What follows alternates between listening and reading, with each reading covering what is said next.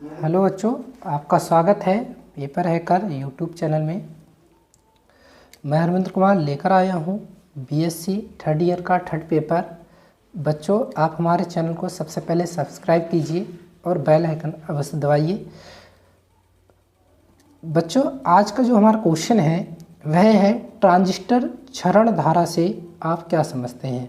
यानी जो ट्रांजिस्टर जो लीकेज करंट होता है वह क्या होता है, इससे मीनिंग क्या है। ठीक है, और इसमें बच्चों और क्वेश्चन जुड़े हुए हैं।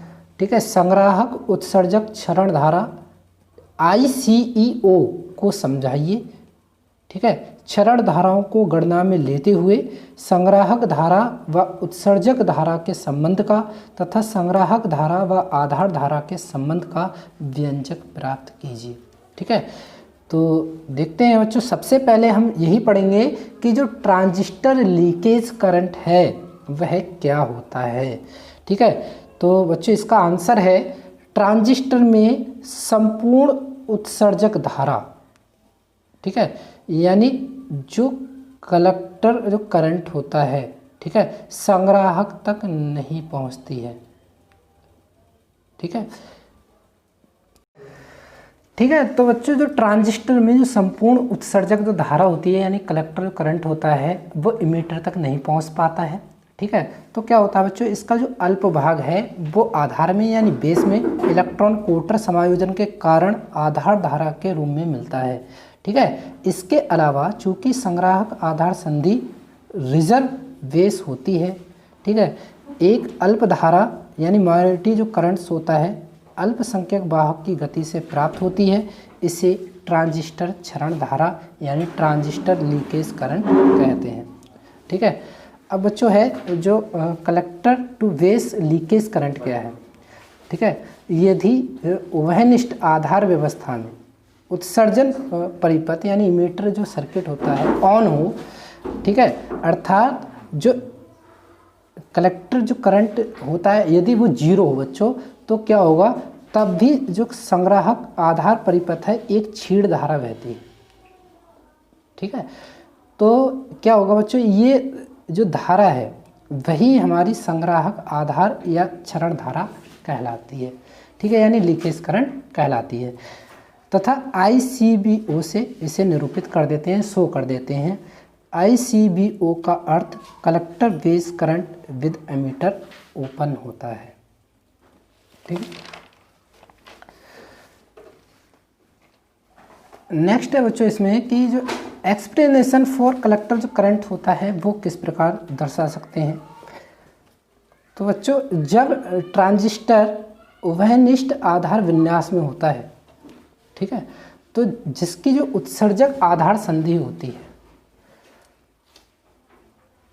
अग्र अभिनत यानी फॉरवर्ड बेस और जो संग्राहक आधार जो होता है वह संधि उत्क्रम अभिनत हो यानी रिजर्व बेस होती है, तब जो कलेक्टर जो करंट होता है संग्राहक जो धारा होता है वो दो भागों से मिलकर बनती है। ठीक है बच्चों, जो कलेक्टर जो करंट होगा यानी जो IC होगा वो दो भागों से मिलकर बनेगा।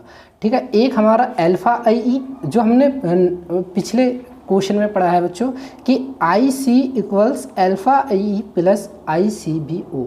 ठीक है, ICBO, ठीक है, ये वहनिष्ठ आधार विन्यास के लिए संग्राहक धारा का व्यंजक है। ठीक है, now IE equals IB plus IC। ठीक है, IC equals alpha IB plus IC plus ICBO। ठीक है, अब बच्चों क्या करते हैं, हम अल्फा IB प्लस IC को हम इस ओर ले आते हैं। ठीक है, तो क्या होगा, IC यहाँ से कॉमन हो जाएगा तो बचेगा बच्चों 1 माइनस अल्फा इक्वल्स हो जाएगा अल्फा IB प्लस ICB। ठीक है, तो बच्चों ICO इक्वल्स होगा alpha upon 1 minus alpha IB plus 1 upon 1 minus alpha ICBO। ठीक है, alpha upon 1 minus alpha equals होता है बीटा। ठीक है, तथा 1 upon 1 minus alpha equals 1 plus beta. So IC equals beta IB plus 1 plus beta ICBO। ये equation number 3 हो जाएगी। ठीक है, तो बच्चों ये जो उभयनिष्ठ उत्सर्जक विन्यास के लिए संग्राहक धारा का व्यंजक हो जाएगा, एक्सप्लेनेशन हो जाएगा। ठीक है, अब देखते हैं बच्चों जो संग्राहक उत्सर्जक क्षरण धारा है यानी collector to emitter leakage current है। ठीक है, तो क्या होते हैं बच्चों ये, मतलब collector to emitter leakage current क्या है। ठीक है बच्चों, यदि ट्रांजिस्टर की जो उभयनिष्ठ उत्सर्जक व्यवस्था है, ठीक है, उभयनिष्ठ उत्सर्जक जो व्यवस्था है वो यदि बेस सर्किट यदि ओपन हो, ठीक है, समझते रहें बच्चों, यदि बेस सर्किट, ठीक है, यदि ट्रांजिस्टर का बेस सर्किट यदि ओपन हो, ठीक है, तो क्या होगा बच्चों, जो बेस करंट होगा वो शून्य हो जाएगा। ठीक है, यानी बेस सर्किट यदि ट्रांजिस्टर का ओपन है तो जो बेस करंट है वो शून्य होगा। ठीक है, तो इस स्थिति में बच्चों क्या होता है, ट्रांजिस्टर के संग्राहक और उत्सर्जक यानी इमीटर और जो कलेक्टर होता है उसके बीच में एक करंट फ्लो होने लगता है। ठीक है बच्चों, ये जो करंट फ्लो होने लगता है इसी करंट को हम इमीटर कलेक्टर क्षरण धारा कहते हैं, यानी collector emitter current with base open कहते हैं। ठीक है, फिर से समझ सकते हैं बच्चों, यदि कोई ट्रांजिस्टर उभयनिष्ठ उत्सर्जक व्यवस्था में लगा हुआ है और उसका बेस सर्किट खुला हुआ है तो जो बेस करंट होगा वह जीरो होगा। जब बेस करंट जीरो होगा तो ट्रांजिस्टर के इमीटर और कलेक्टर के बीच में एक करंट फ्लो होने लगता है। यही जो करंट फ्लो होता है इसी को हम संग्राहक उत्सर्जक क्षरण धारा या collector emitter current with base open कहते हैं। ठीक है बच्चों, इसके लिए जो एक्सप्लेनेशन है, एक्सप्लेनेशन फॉर कलेक्टर करंट यानी संग्राहक धारा के लिए जो व्यंजक है वो हम इस प्रकार ज्ञात करेंगे। बच्चों, जब ट्रांजिस्टर उभयनिष्ठ उत्सर्जक विन्यास में होता है, ठीक है, तब जो आधार धारा होती है यानी जो बेस करंट होता है आईवी जो होती है वो इनपुट में रखी जाएगी। ठीक है, तथा जो संग्राहक धारा होगी यानी जो कलेक्टर करंट होगा वो आउटपुट में रखा जाएगा। ठीक है, तो बच्चों जब मतलब आईवी इनपुट हो जाएगा और आईसी जब आउटपुट हो जाएगा तो बच्चों क्या होगा, संग्राहक धारा यानी जो कलेक्टर बेस और आधार धारा और जो बेस करंट है उसे हम निम्न इक्वेशन के द्वारा संबंध दर्शा सकते हैं। उसमें जो रिलेशन होगा वो निम्न इक्वेशन के द्वारा होगा, IC equals beta IV plus 1 plus beta into ICBO।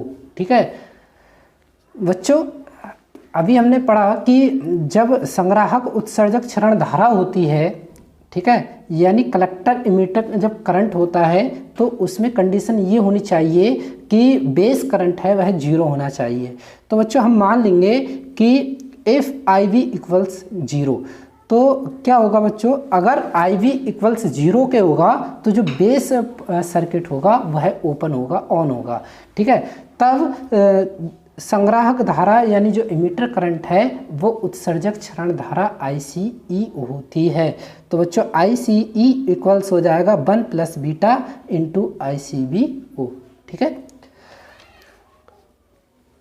ये ICEO तथा ICBO के बीच संबंध है बच्चों। ठीक है, ये जो ऊपर इक्वेशन आ रही है ICEO equals 1 plus beta ICBO, तो बच्चों यही जो इक्वेशन है यही ICEO तथा ICBO के बीच रिलेशन होती है। ठीक है, उभयनिष्ठ उत्सर्जक व्यवस्था क्षरण धारा यानी ICEO उभयनिष्ठ आधार व्यवस्था में क्षरण धारा ICBO से 1 प्लस बीटा से बड़ी होती है। हम इस इक्वेशन से भी देख सकते हैं बच्चों, जो ICEO होगी वह ICBO से 1 प्लस बीटा ही बड़ी होती है, 1 प्लस बीटा ही बड़ी होगी। ठीक है, इसलिए बच्चों हम इसे इस प्रकार भी कह सकते हैं कि IC equals beta IV plus ICEO। ठीक है, ये उभयनिष्ठ उत्सर्जक परिपथ में संग्राहक धारा का व्यंजक है। ठीक है, तो बच्चों यह रहा हमारा दूसरा क्वेश्चन। ठीक है, आपको ये क्वेश्चन कैसा लगा हमें अपने कमेंट्स के द्वारा अवश्य बताइए और हमारे चैनल को सब्सक्राइब और लाइक अवश्य कीजिए। धन्यवाद।